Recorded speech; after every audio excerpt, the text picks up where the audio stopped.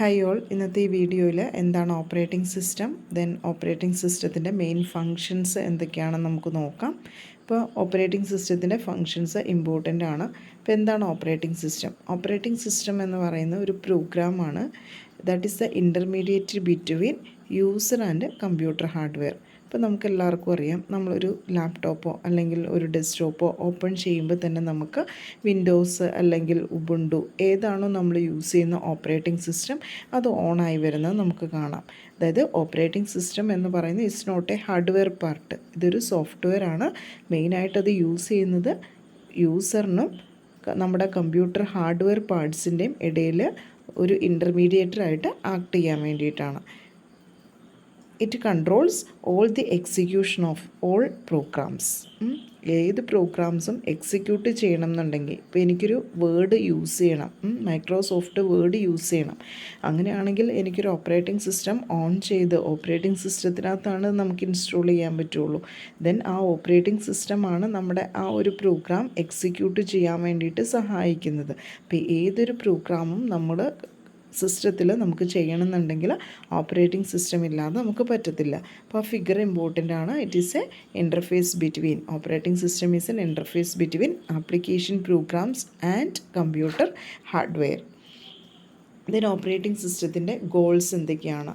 It executes user programs, മെയിനായിട്ടും യൂസറിൻ്റെ programs execute ചെയ്യാൻ വേണ്ടിയിട്ടാണ് യൂസ് ചെയ്യുന്നത്. Then make the computer system convenient to use, അതായത് നമുക്ക് നന്നായിട്ട് യൂസ് ചെയ്യണം. നമുക്ക് കമ്പ്യൂട്ടർ ഹാർഡ്വെയർ കമ്പോണൻസ് അല്ലെങ്കിൽ ഒരു യൂസറിന് അതിലേക്ക് ഒരു പ്രോഗ്രാം എക്സിക്യൂട്ട് ചെയ്യണം എന്നുണ്ടെങ്കിൽ എന്ത് വേണം? ഓപ്പറേറ്റിംഗ് സിസ്റ്റം വേണം. It uses the computer hardware in efficient manner.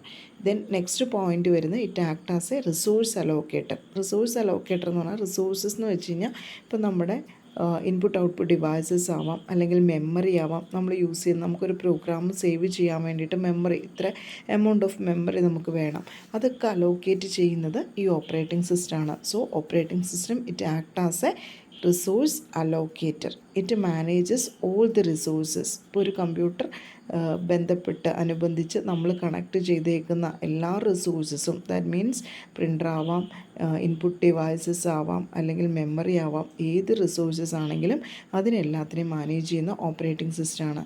Then it controls all the programs. Next main വരുന്നത് ഓപ്പറേറ്റിംഗ് സിസ്റ്റം ഫങ്ഷൻസ് ആണ്. അപ്പോൾ ഇതിനകത്ത് നമുക്ക് ഇത്രയും ഫങ്ഷൻസ് ഉണ്ട്. ഈ പേര് ഇമ്പോർട്ടൻ്റ് ആണ്. അതിൽ ഫസ്റ്റ് വരുന്ന 6 നമുക്ക് മെയിനായിട്ടും പഠിക്കാനുള്ള. ദെൻ അതർ ഫങ്ഷൻസ് എന്നാണ് ലാസ്റ്റ് വരുന്നത്, അത് നോക്കണ്ട.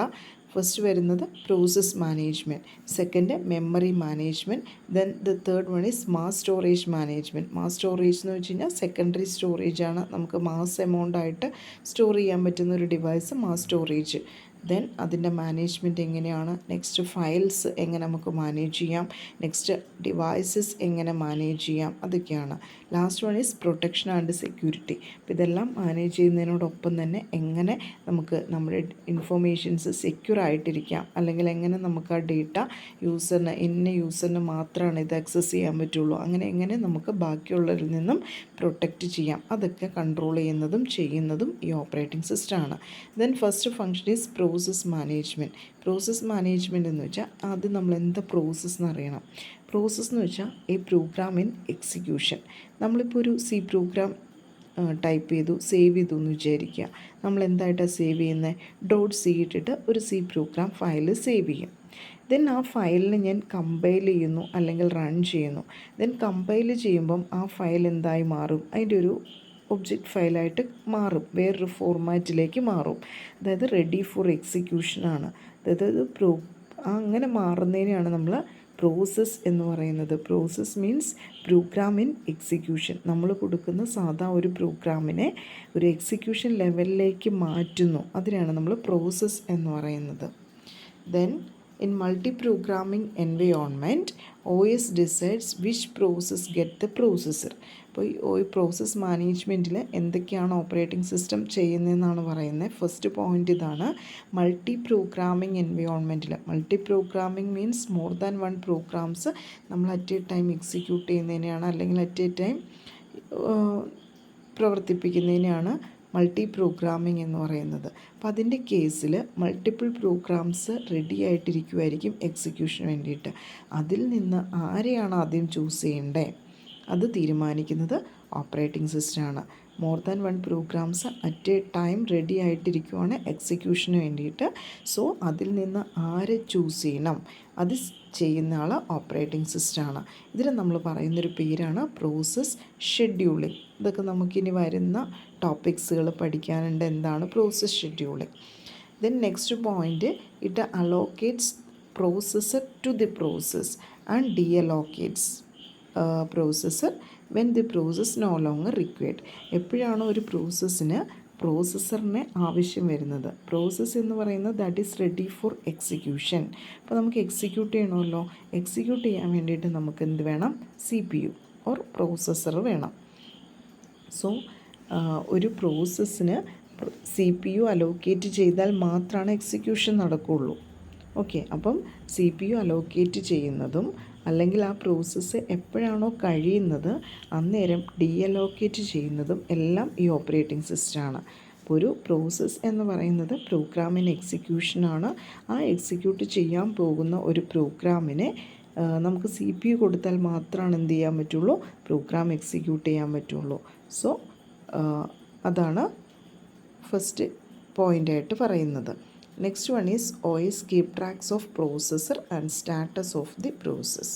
Next suspending and resuming process. ഒരു പ്രോസസ്സ് ഇടയ്ക്ക് വെച്ച് സ്റ്റോപ്പ് ചെയ്യണം അല്ലെങ്കിൽ പിന്നെയും സ്റ്റാർട്ട് ചെയ്യണം, അതൊക്കെ ചെയ്യുന്നത് എന്താണ്, ഓപ്പറേറ്റിംഗ് സിസ്റ്റമാണ്.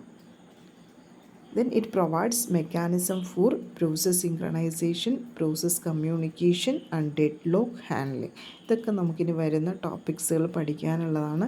എങ്ങനെയാണ് പ്രോസസ്സുകൾ സിങ്ക്രണൈസ് ചെയ്യുന്നത്, മോർ ദാൻ വൺ പ്രോസസ്സ് ഉണ്ട്, അപ്പോൾ ആ പ്രോസസ്സെല്ലാം എങ്ങനെയാണ് സിങ്ക്രണൈസ് ചെയ്യുന്നത്. ദെൻ ഈ പ്രോസസ്സുകൾ തമ്മിൽ എങ്ങനെ കമ്മ്യൂണിക്കേറ്റ് ചെയ്യാം.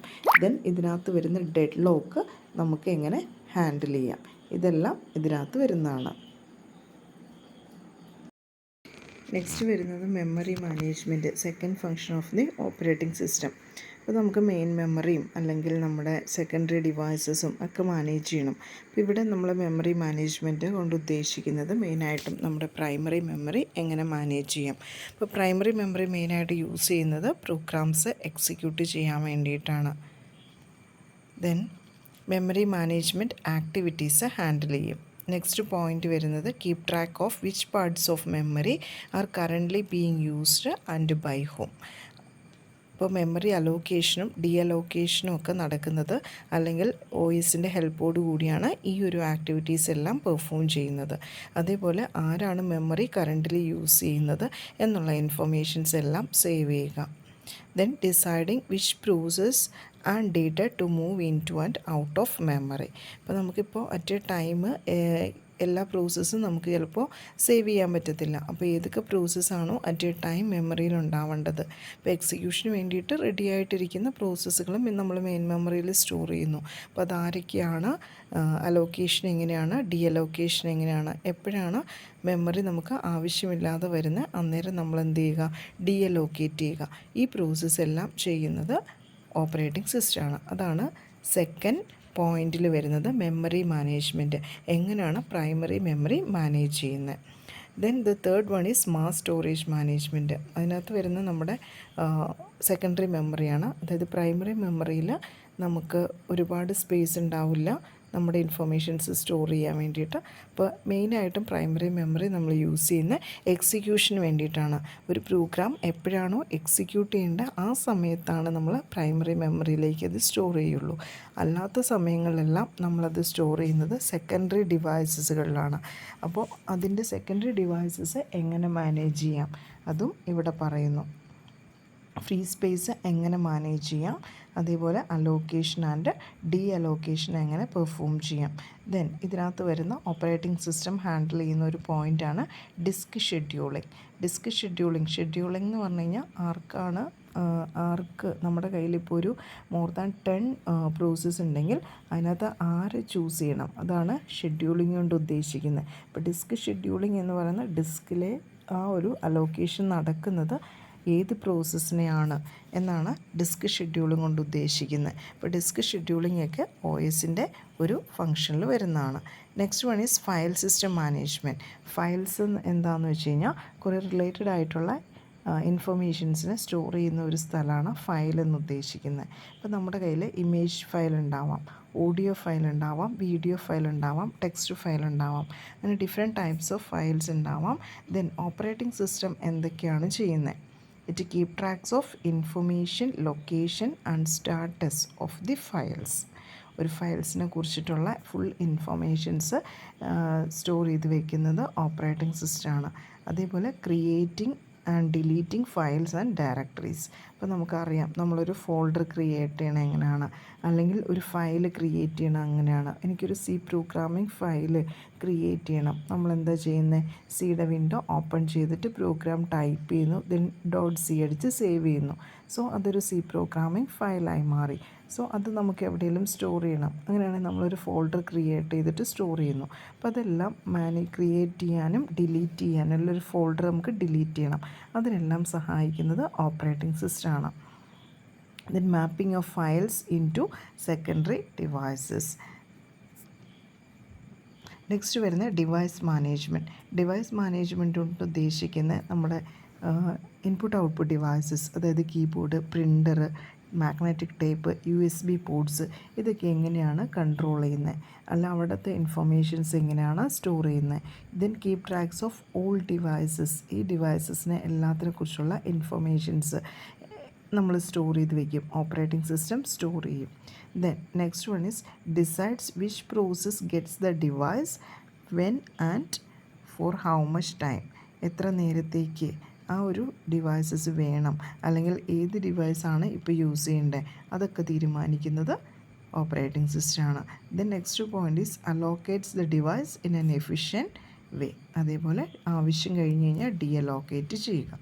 The last function of the operating system is protection and security. അപ്പോൾ പ്രൊട്ടക്ഷൻ എന്ന് ഉദ്ദേശിക്കുന്നത് it's a mechanism for controlling access of processes or users to the resources defined by the operating system. അതായത് ഇതിനകത്തേക്ക്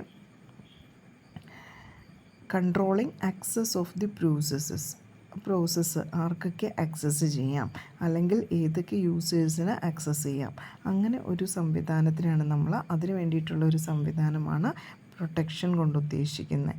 then security means നമ്മുടെ ഒരു ഫയലിനെ അല്ലെങ്കിൽ നമ്മുടെ ഒരു ഡേറ്റയെ അൺഓതറൈസ്ഡ് ആയിട്ടുള്ള ആളുകളിൽ നിന്നും പ്രൊട്ടക്റ്റ് ചെയ്യുക. അത് അറ്റാക്കുകളാവാം, വൈറസ് ആവാം, വേം ആവാം. അപ്പോൾ നമ്മുടെ ഫയലിനെ പ്രൊട്ടക്റ്റ് ചെയ്യുക, അതാണ് ഓപ്പറേറ്റിംഗ് സിസ്റ്റത്തിൻ്റെ ഒരു ഉദ്ദേശം. അതായത് ഫങ്ഷൻസ് ഓഫ് ദി ഓപ്പറേറ്റിംഗ് സിസ്റ്റത്തിൽ വരുന്നതാണ് പ്രൊട്ടക്ഷൻ ആൻഡ് സെക്യൂരിറ്റി. സെക്യൂരിറ്റി കൊണ്ട് ഉദ്ദേശിക്കുന്നത് നമ്മുടെ ഫയൽസിന് അൺഓതറൈസ്ഡ് ആയിട്ടുള്ള ആളുകളിൽ നിന്ന്, ദാറ്റ് മീൻസ് വൈറസ്, അറ്റാക്കുകൾ, അതിൽ നിന്ന് ഡിഫറെൻറ്റ് ടൈപ്സ് ഓഫ് അറ്റാക്കുകൾ വരാം, അതിൽ നിന്നെല്ലാം പ്രൊട്ടക്റ്റ് ചെയ്യുക. ദെൻ സെക്യൂരിറ്റി കൊണ്ട് ഉദ്ദേശിക്കുന്നത് എന്താണെന്ന് വെച്ച് കഴിഞ്ഞാൽ ആർക്കൊക്കെ എന്തൊക്കെ ആക്സസ് ചെയ്യാം. ഒരു യൂസർ ഇപ്പോൾ അഡ്മിൻ ആണെങ്കിൽ അയാൾക്ക് ഒരുപാട് ഫെസിലിറ്റീസ് ഉണ്ടാവും, പക്ഷേ ഒരു നോർമൽ യൂസറാണെങ്കിൽ കുറച്ച് മാത്രമാണ് ഉപയോഗിക്കാൻ പറ്റുള്ളൂ. അങ്ങനെ എന്തൊക്കെ ടൈപ്സ് ഓഫ് ആക്സസ് പെർമിറ്റഡ് ആണ്, അതാണ് പ്രൊട്ടക്ഷൻ കൊണ്ട് ഉദ്ദേശിക്കുന്നത്. അപ്പോൾ ഇത്രയാണ് മെയിനായിട്ടും വരുന്ന operating system functions. Thank you.